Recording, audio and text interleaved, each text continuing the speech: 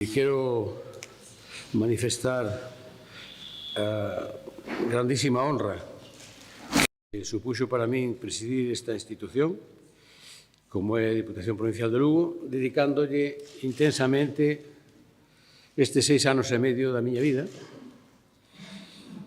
para servir os intereses da provincia de Lugo, de todos e todas as veciñas, cunha implicación e dedicación que creo, humildemente, que está fora de toda dúbida, con acertos e con erros, pero fora de toda dúbida, esa dedicación, desenvolvendo as miñas funcións con total transparencia e respecto absoluto aos principios éticos e dereitos constitucionais de cantas persoas compartiron comigo estes anos.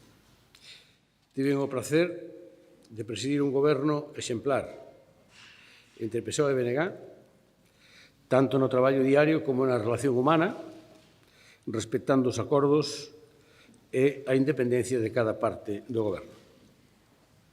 Quero agradecer a todos os traballadores e traballadoras da Casa a súa colaboración, o seu traballo, o seu esforzo na acción de goberno, dende os xefes de servicio ata o último funcionario, e pídolles que continúen con ese mesmo espírito no futuro.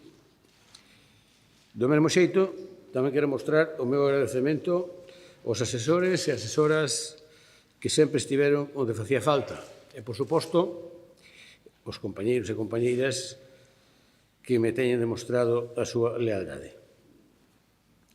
Igualmente, quero recoñecer o traballo dos medios de comunicación que desenvolveron a súa labor nesta provincia,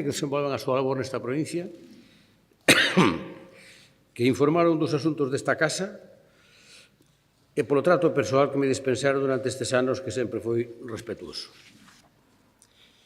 Espero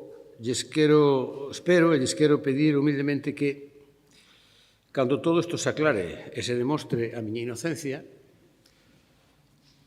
coa mesma profesionalidade e co mesmo rigor informativo, deixen ben claro que son inocente, que todo isto é falso e que obedece a cuestións políticas supraprovinciais, onde eu nin era o único, nin era o especial obxectivo, ou principal obxectivo.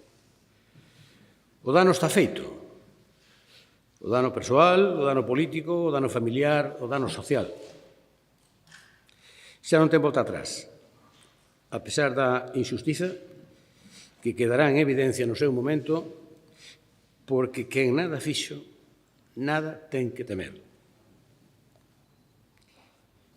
Se en algún momento dos debates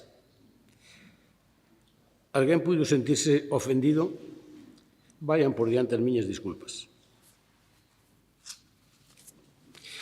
E só me queda facer 3 afirmacións con rotundidade. Primeira, son inocente. Segundo, a presunta denuncia é falsa.